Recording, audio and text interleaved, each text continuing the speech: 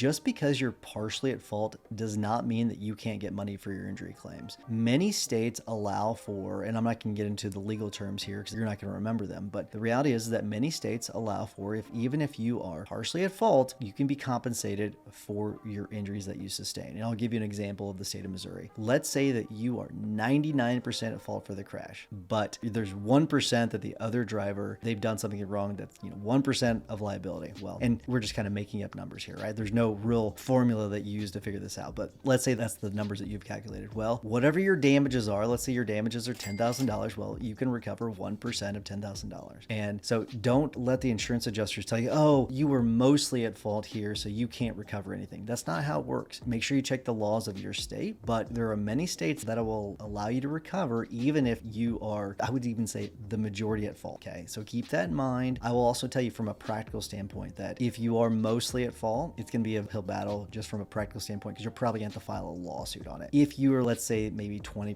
30%, which don't let the insurance companies make that decision because sometimes they'll give you a scenario and they'll tell you, well, because of this, you are 20% at fault. We once had a car crash case where the insurance adjuster tried to tell us that because the intersection was so large, which it wasn't, it was actually a small intersection, but her logic was because the intersection was so large, our client should have seen it coming and therefore was 20% at fault. We filed a lawsuit by that afternoon and we were able to resolve that case because that's just a ridiculous argument.